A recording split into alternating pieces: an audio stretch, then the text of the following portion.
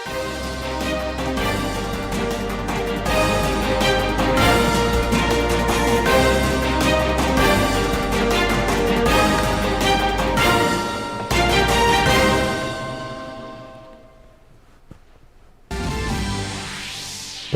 Narendra Modi Indonesia के बाली में कल से शुरू हो रहे G20 शिखर सम्मेलन में लेंगे हिस्सा।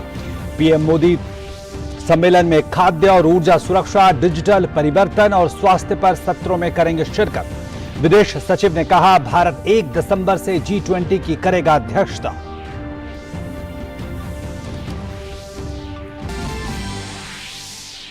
उपराष्ट्रपति जगदीप धनखड़ के कंबोडिया में पूर्वी एशिया शिखर सम्मेलन में उन्होंने लिया हिस्सा। वैश्विक खाद्य और ऊर्जा सुरक्षा पर दुनिया में बढ़ती चिंताओं को किया रेखांकित। पूर्वी एशियाई देशों से अंतर्राष्ट्रीय मोटा अनाज वर्ष के योगदान का किया आह्वान और सम्मेलन से इतर अमेरिकी राष्ट्रपति जो बाइडेन से भी की मुलाकात। दिल्ली नगर निगम चुनाव के लिए सभी दलों ने कसी कमर। भाजपा ने 232 उम्मीदवारों की सूची जारी की, वहीं आम आदमी पार्टी ने 117 प्रत्याशियों की दूसरी सूची की जारी।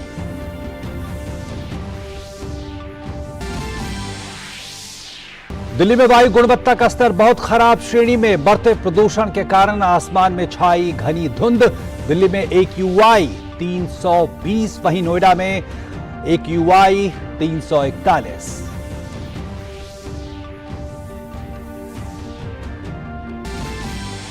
तमिलनाडु के कई जिलों में भारी बारिश का कहर जारी। चित्तलपक्कम झील से बाहर निकला पानी, बह गई बांध से 4230 क्यूबिक फीट अतिरिक्त पानी छोड़ा गया। तंबरम के कई रिहायशी इलाकों में जल भराव। थेनी, डिंडीगुल, मदुरई, शिवगंगा और रामनाथपुरम जिले में बाढ़ की चेतावनी जारी। और खेल की खबरों में ऑस्ट्रेलिया के मेलबर्न में पाकिस्तान और इंग्लैंड के बीच T20 विश्व कप क्रिकेट फाइनल में पाकिस्तान के 138 रनों का पीछा करने उतरी इंग्लैंड को शुरुआती झटके। बटलर और एलेक्स हेल्स सस्ते में लौटे pavilion.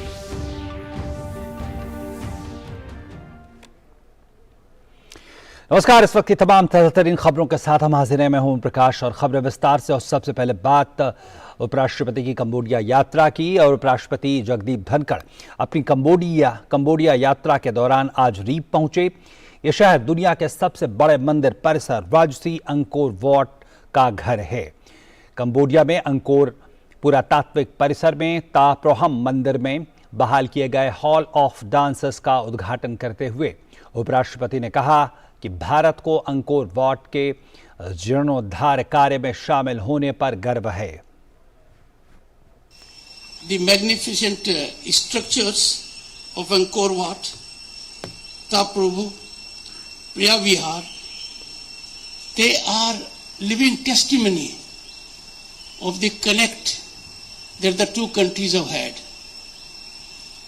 Our civilizational and cultural connect is being reflected now in the same ample attitude, in the warmth of the people either side. India is indeed proud for engaging into this restoration work. I could feel the historical and cultural vibrance, ambience. I am sure it will attract now many more tourists and generate a deep interest both in the tourists as also those who are students of culture, history and heritage. और Cambodia की राजधानी नोम पेह में आयोजित 7वें पूर्वी Asia शिखर सम्मेलन के इतर उपराष्ट्रपति जगदीप धनखड़ ने अमेरिका के राष्ट्रपति जो बाइडेन के साथ मुलाकात की।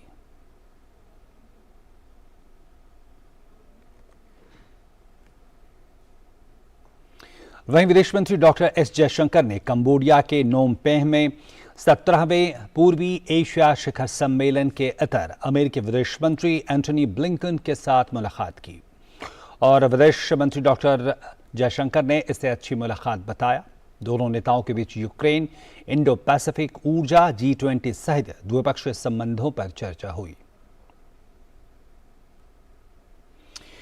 विदेश सचिव विनय क्वात्रा ने आज प्रधानमंत्री नरेंद्र मोदी के G20 शिखर सम्मेलन में शामिल होने की जानकारी दी है। और उन्होंने कहा कि प्रधानमंत्री नरेंद्र मोदी कल इंडोनेशिया के बाली के लिए निकलेंगे और वहां होने जा रही 17वें G20 शिखर सम्मेलन में शामिल होंगे, जिसमें भारत 1 दिसंबर से शुरू होने वाले 1 वर्ष के लिए G20 की अध्यक्षता करेगा। Mr. Shri Narendra Modi will be attending the 17th G20 summit meeting being hosted in Indonesia by Indonesia on 15-16th November in Bali. The summit is likely to be attended, as is the tradition, by the leaders of G20 member countries, guest countries and international organizations. This G20 summit is particularly special because, as you are aware, India will hold the presidency of the G20 summit from 1st of December 2022 for a one-year period.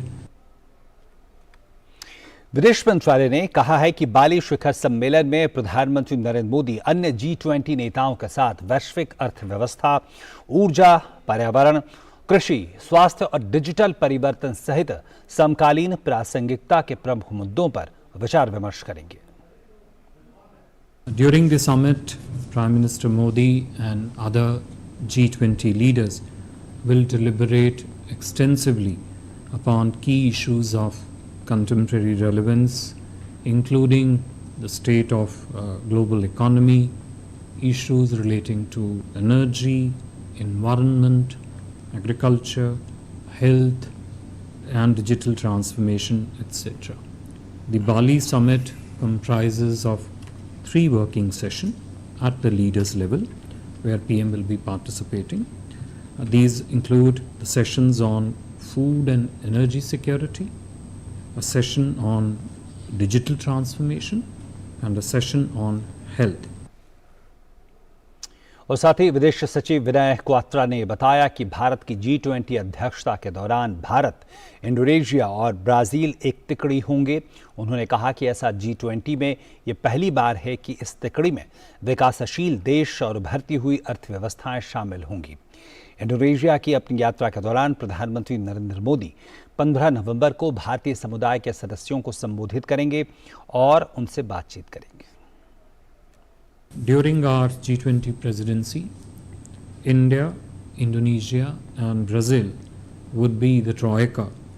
This would be the first time in G20 that the Troika would consist of 3 developing countries and emerging economies in a row. Prime Minister will also address and interact with the Indian community and Friends of India in Bali at the Indian community reception on the 15th of November. Indian and community and diaspora have a strong presence across Indonesia. Prime Minister would depart Bali on 16th November 2022. और प्रधानमंत्री Narendra Modi G20 शिखर सम्मेलन में भाग लेने के लिए आगामी 14 नवंबर को इंडोनेशिया की बाली की यात्रा करेंगे। प्रधानमंत्री की यात्रा को लेकर इंडोनेशिया में भारत के राजदूत मनोज के भारती से खास बातचीत की हमारे संवाददाता अमृतपाल सिंह ने। एम्बेसडर मनोज कुमार भारती, दूरदर्शन समाचार से बात करने के लिए आपका बहुत बहुत धन्यवाद। सर, प्रधानमंत्री नरेंद्र मोदी यहाँ पहुँच रहे हैं सोमवार शाम को। प्रधानमंत्री प्राइमरीली G20 समिट में भाग लेने आ रहे हैं कि इस लिहाज से कितनी महत्वपूर्ण है ये प्रधानमंत्री का इंडोनेशिया का ये दौरा? सबसे पहली बात, हम इस बात को ध्यान में रखें कि भारत ने इंडोनेशिया के G20 प्रेसिडेंसी को बहुत दृढ़ सपोर्ट दिया है। ये बहुत मुश्किल दौरा था जिसमें इंडोनेशिया की प्रेसिडेंसी होनी थी और भारतीय सहायता और सपोर्ट को इंडोनेशिया की सरकार ने भी बहुत गंभीरता से लिया है और इसको एक्नॉलेज किया है। चूंकि भारत इंडोनेशिया से ये प्रेसिडेंसी लेगा, इसलिए भी माननीय प्रधानमंत्री जी का इंडोनेशिया का दौरा और स्पेशली G20 के लिए बाली का दौरा बहुत ही उल्लेखनीय हो जाता है। भारत ने कुछ दिन पहले ही जो अपनी प्रेसिडेंसी का लोगो लॉन्च किया है प्रधानमंत्री के लिए ये भी एक अवसर होगा कि उसके बारे में पूरी दुनिया को G20 के देशों को बता सकें। इस बात का संकेत पूरे विश्व को देना चाहेंगे कि भारत अपनी वैश्विक विचारधारा को अपने पुराने वैचारिक फिलॉसफीज से जोड़कर देखना चाहता है। इसलिए भी जो मूल मंत्र बनाया गया है हमारी प्रेसिडेंसी का, वो कहता है वसुधैव कुटुंबकम। भारत ये बताना चाहता है कि जब हम अपनी प्रगति चाहते हैं तो हम विश्व की प्रगति को हमेशा ध्यान में रखते हैं।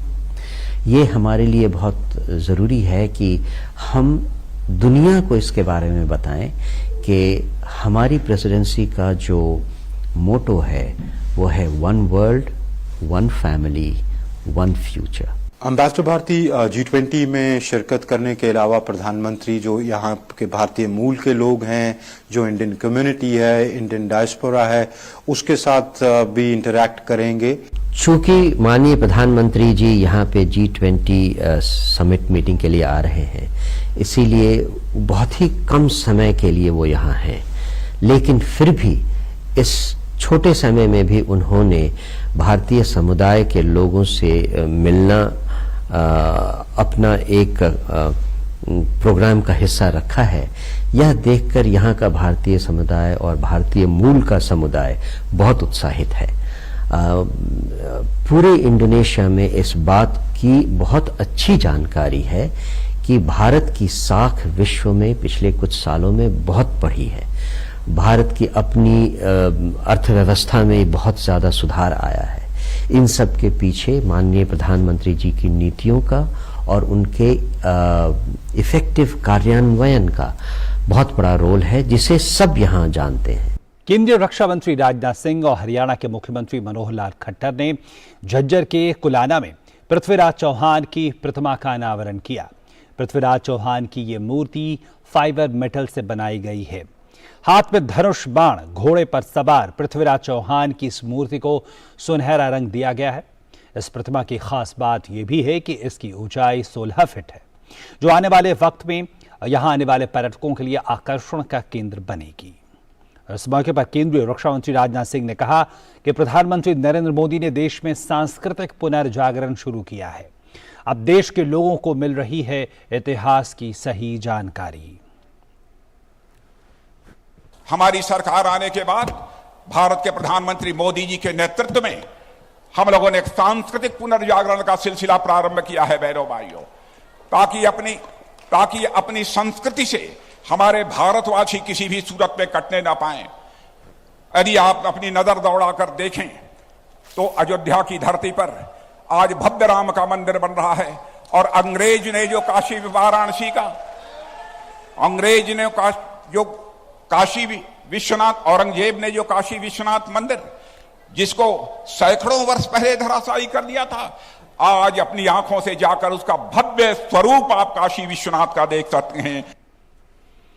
और प्रतिमा के अनावरण के बाद रक्षा मंत्री राजनाथ सिंह ने कहा कि भारतीय इतिहास के महानायक सम्राट पृथ्वीराज चौहान की प्रतिमा लगाने के फैसले की जितनी सराहना की जाए वो कम है। उन्होंने ये भी कहा कि सभी जानते हैं कि वो गुजरात की धरती पर पैदा हुए थे।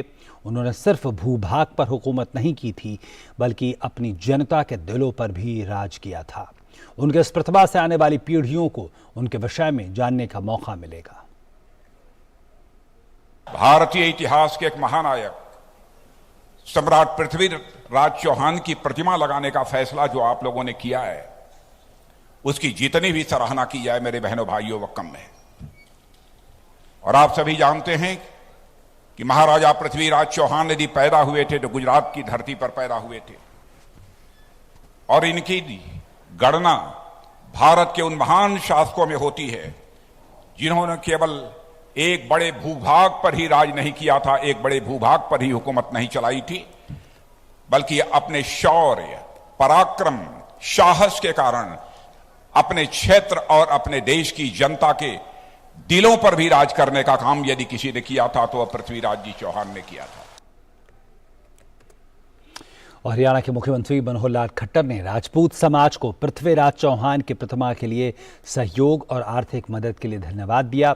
साथ ही उन्होंने कहा कि राज्य और समाज का चहुमुखी विकास करना मेरी जिम्मेदारी है और इसके लिए सरकार हर संभव मदद करेगी। मेरी जिम्मेदारी है कि पूरा हरियाणा ये विकसित हो, आगे बढ़े, यहाँ की समस्याओं को कैसे हम दूर करें, विभिन्न संस्थाओं के माध्यम से जो काम किए जा रहे हैं उनको कैसे हम पुष्पित पल्लवित करें। मैं बधाई देता हूं यहाँ की राजपूत सभा को कि जिन्होंने सम्राट पृथ्वीराज चौहान की जो प्रतिमा बनाई है इसके ऊपर अपनी ही योजना से 50 लाख रुपए इकट्ठा करके इस काम को किया है। मैं राजपूत सभा को बहुत बधाई देता हूं। भाजपा ने प्रेस वार्ता करके आम आदमी पार्टी पर हमला बोला है। भाजपा प्रवक्ता शहजाद पूनावाला ने कहा कि दिल्ली की आम आदमी पार्टी की सरकार पूरी तरह से भ्रष्टाचार में लिप्त है। तिहाड़ में जो घोटाला हुआ है, जो लुटेरे बन के ठगों को भी लूटने का काम किया है, उसमें सपोर्टिंग रोल कैलाश गहलोत का है और डायरेक्टर निर्देशक तो अरविंद केजरीवाल ही है। ये सामने निकल कर आ चुका है। परंतु लुटेरा फिल्म की कुछ और भी सीक्वल्स आई। हवाला घोटाला जिसमें सत्येंद्र जैन 4.5 महीने से बंद है। बस घोटाला का लुटेरा पार्ट 2 आया है। लुटेरा पार्ट 3 क्लासरूम घोटाला का आया है। लुटेरा पार्ट 4 बिजली सब्सिडी का आया है। लुटेरा पार्ट 5 फेक रजिस्ट्रेशन, जो 2 लाख श्रमिकों का नकली रजिस्ट्रेशन करवाकर 900 करोड़ रुपए उसको लूट लिया गया, उसका भी लुटेरा पार्ट 5 आया है। लुटेरा पार्ट 6 आज मैंने देखा है कई चैनल्स पर चल रहा है। दिल्ली जल बोर्ड के माध्यम से किस प्रकार से 20 करोड़ का लूट किया गया है। और वहीं भाजपा प्रवक्ता शहजाद पूनावाला ने यह भी कहा कि दिल्ली सरकार के शराब घोटाले में आज बहुत गिरफ्तारियां हुई हैं। शराब घोटाले के मुख्य आरोपी मनीष सिसोदिया हैं। मित्रों, शराब घोटाला जो लुटेरा पार्ट 7 बनी है शराब घोटाले की, आज उसमें आपने देखा होगा कि कई सारी गिरफ्तारियां हुई। उसमें कई सारे प्रमुख लोग गिरफ्तार हुए हैं। उसमें कोई राहत या बेल किसी को मिली नहीं है। उसमें accused number 1 main starcast main lead Manish Sisodia का है। उसमें विजय नायर, जो इनके वैसे तो बताए जाते हैं कम्युनिकेशन एक्सपर्ट है, परंतु कैश कलेक्शन एक्सपर्ट ज्यादा थे, वो भी जेल में है। और पश्चिम बंगाल बीजेपी अध्यक्ष सुकांता मजूमदार ने टीएमसी नेता अखिल गिरी के राष्ट्रपति पर अभद्र टिप्पणी की निंदा की है। उन्होंने कहा कि राज्य में हमने शिकायत दर्ज की है, जिस तरह से हमारे राष्ट्रपति और आदिवासी समाज का अपमान किया गया है, वो पूरे देश में अखिल गिरी के खिलाफ एफआईआर दर्ज होनी चाहिए। साथ ही उन्होंने गिरी को मंत्रिपरिषद से तुरंत हटाए जाने की मांग भी की। पूरे राज्य में हमने कंप्लेन किया है। अदर स्टेट्स में भी हम लोगों से ये अपील करते हैं, जिस तरीके से हमारे महामहिम राष्ट्रपति जी का अपमान किया गया, आदिवासी समाज का अपमान किया गया, पूरे देश में अखिल गिरी के खिलाफ एफआईआर होनी चाहिए। एक आदिवासी महिला जो राष्ट्रपति बनी है, अपनी कर्मों के द्वारा उनको उनकी विरुद्ध में ऐसे कुरूप बातें करना ये राजनीति में शोभा नहीं देता और ऐसे लोगों को मंत्री परिषद से इमीडिएटली हटा देना चाहिए। पश्चिम बंगाल है और मुख्यमंत्री ममता बनर्जी है, इसलिए ऐसे लोग मंत्रिसभा में मिनिस्ट्री में बैठे हुए हैं। कल से 41वां भारत अंतर्राष्ट्रीय व्यापार मेला शुरू होने जा रहा है। इस बार मेले की theme vocal for local, local to global रखी गई है। मेले में साझेदार राज्य जहां बिहार, झारखंड और महाराष्ट्र होंगे, तो वहीं फोकस राज्य केरल और उत्तर प्रदेश को बनाया गया है। दिल्ली के प्रगति मैदान में सोमवार यानी 14 नवंबर से आईटीपीओ द्वारा भारत अंतर्राष्ट्रीय व्यापार मेले का आयोजन किया गया है। मेला 14 नवंबर से 27 नवंबर तक चलेगा। इसमें 14 से 18 नवंबर तक कारोबारी और व्यापारी वर्ग के लिए रखा गया है, जबकि 19 से 27 नवंबर तक आम लोग इस ट्रेड फेयर का दीदार कर सकेंगे। इस बार vocal for local, local to global theme पर मेले का आयोजन किया जा रहा है। इस बार मेले में बिहार, झारखंड और महाराष्ट्र को साझेदार राज्य का दर्जा दिया गया है, जबकि फोकस राज्य केरल और उत्तर प्रदेश रहेंगे। इस 14 दिवसीय मेले में करीब 2500 से ज्यादा घरेलू और विदेशी प्रदर्शक अपने उत्पादों को प्रदर्शित करेंगे। इसमें विदेशी भागीदारी Afghanistan, Bangladesh, Bahrain, Belarus, Iran, Nepal, Thailand, तुर्की, संयुक्त अरब अमीरात और ब्रिटेन सहित 12 देशों से रहेगी। मेले में प्रवेश के लिए टिकट दिल्ली मेट्रो के 67 स्टेशनों पर उपलब्ध रहेंगे। प्रगति मैदान में आयोजित होने वाले ट्रेड फेयर को देखने के लिए काफी संख्या में लोग आते हैं। ऐसे में आयोजकों ने मेले में सुरक्षा के व्यापक इंतजाम किए हैं। गिरीश निशाना, डीडी न्यूज, दिल्ली। तमिलनाडु के कई जिलों में भारी बारिश का कहर जारी है, जिससे कुछ जगहों पर जलभराव हो गया है। तमिलनाडु के कोयम्बटूर में भारी बारिश हुई है, जिसके बाद डैम से पानी ओवरफ्लो हुआ है। बीते कई दिनों से बारिश के बीच तमिलनाडु के कई जिलों में स्कूलें बंद हैं। राज्य में भारी बारिश से लोगों के लिए मुश्किलें पैदा कर दी हैं और इस साल चेन्नई में भारी बारिश से पिछले 30 साल का रिकॉर्ड टूटा है। राज्य की चित्तलपक्कम झील से पानी बाहर निकल गया है। थेनी में वैगई बांध से 4230 क्यूबिक फीट अतिरिक्त पानी छोड़ा गया है। वहीं तबरम में कई रिहायशी इलाकों में जल भराव की स्थिति पैदा हो गई है। प्रशासन के मुताबिक थेनी, डिंडीगुल, मदुरै, शिवगंगा और रामनाथपुरम जिलों में बाढ़ की चेतावनी जारी की गई है।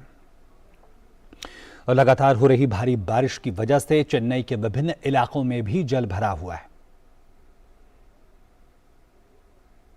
और तमिलनाडु के मुख्यमंत्री एम के स्टालिन ने भारी बारिश से प्रभावित इलाकों का निरीक्षण किया।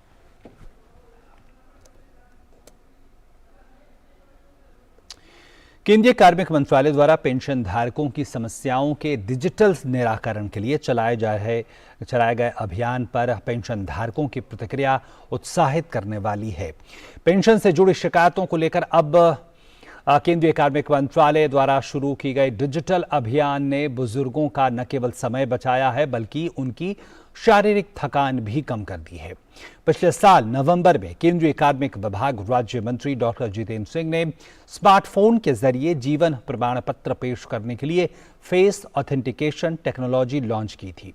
महाराष्ट्र के नागपुर में केंद्र सरकार के पेंशन भोगियों के लिए आयोजित किया गया है। इस कैंप में पेंशनधारियों के लिए digital life certificate face authentication किया जा रहा है। पहले क्या है बाबू, अंदर है ना लाइन लगाना पड़ता है, 1-2 घंटा लगता था पहले, बहुत टाइम वेस्ट हो जाता। अभी कंप्यूटर वाइज आ गए, ये ऑनलाइन गेन लेना के अभी 10 मिनट में काम हो गए। बहुत अच्छा लगा मेरे को।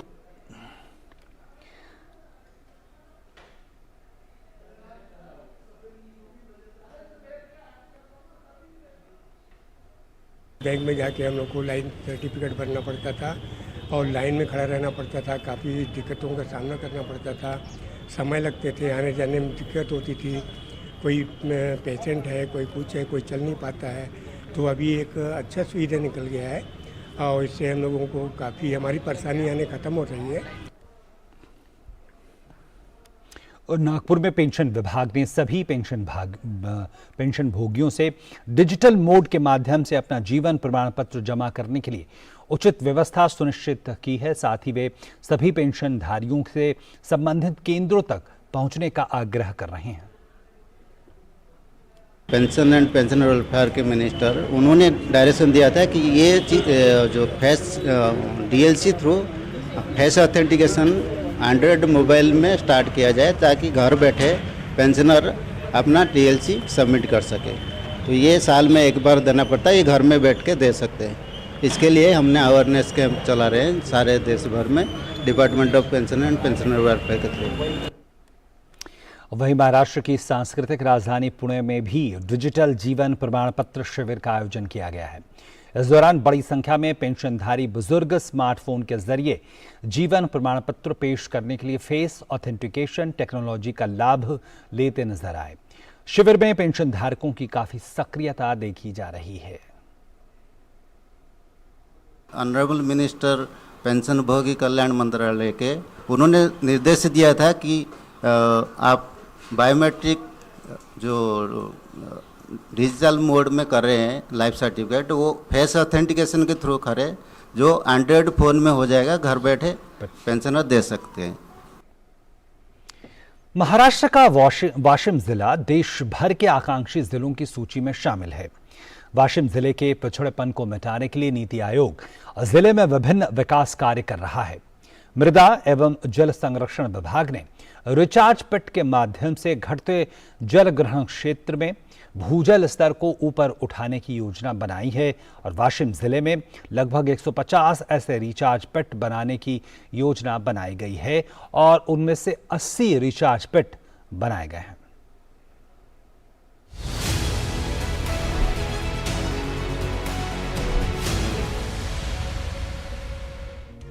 महाराष्ट्र के आकांक्षी जिला वाशिम में जल संरक्षण के द्वारा भूजल स्तर को बढ़ाने की कवायद शुरू की गई है। जिले में किसानों के लिए बारिश के पानी के बह जाने की बजाय सीधे जमीन में इकट्ठा करने के लिए रिचार्ज बेड का सक्षम विकल्प दिया गया है। नीति आयोग जिले के विकास के लिए कई विकास योजनाएं चला रहा है। पानी के एकत्रीकरण से जिले में कई जगहों पर भूजल का स्तर बढ़ा है। प्राकृतिक जल स्रोतों जैसे कुओं और बोरवेल आदि में पर्याप्त पानी जमा हुआ है, इसलिए रिचार्ज बेड योजना के माध्यम से किसानों को सिंचाई के लिए बारहमासी पानी की उपलब्धता कराई गई है। किसान इस योजना को काफी लाभदायक मान रहे हैं। मेरे पास 15 एकड़ खेती है। मेरे खेत में रिचार्ज बेड के खड्डे लिए थे। पहले खड्डे नहीं थे तो मेरे 2 जो चोल थे वो चिमक रहे थे। अब खड्डे की वजह से वो चिमक नहीं रहे और मेरे बॉडी की जो पानी पातली है वो भी बढ़ गई और वो बढ़ने की वजह से मैं खेती में सिंचन लेता। पहले इतना मेरा सिंचन होता नहीं था। मेरे खेत में का जो वेस्टेज पानी बह के जाता था वहाँ पे जल संधारण वालों ने 10 बाय 20 का ये गड्ढा करे, उसमें बहुत पानी झिरकता, उससे हमारे खेती को पानी मिल रहा है और उससे हम समाधानी हैं। उसमें हमने बावड़ी करे, बावड़ी को बहुत पानी लग गया। मेरा 2-3 एकड़ सिंचन चालू है। वर्ष 2020 में वाशिम जिले में प्रायोगिक आधार पर 10 किसानों के खेतों में रिचार्ज बेड तैयार किया गया था। इससे बड़ी मात्रा में बारिश का पानी सीधे मिट्टी में रिसने लगा, इसलिए पिछले साल फिर से 150 रिचार्ज बेड का लक्ष्य रखा गया है और उनमें से विभिन्न किसानों के खेतों में 80 रिचार्ज बेड बनाए गए हैं। नीति आयोग पुरस्कृत आकाशी जिला वाशिम अंतर्गत मौजे, नागठाना, श्रीगिरी, धारागिरी ये 3 गांव मिला के एक पान लोड कंसीडर करके मृदा जल संधारण विभाग मार्फत 150 रिचार्ज बेड में से 80 रिचार्ज बेड का काम पूर्ण हो चुका है। रिचार्ज बेड के माध्यम से अब मानसून का पानी धीरे धीरे जमीन में समा रहा है, जिससे आसपास के इलाकों में भूजल स्तर में जबरदस्त वृद्धि हुई है और किसानों को बारहमासी सिंचाई की सुविधा मिल रही है। Bureau report, DD news.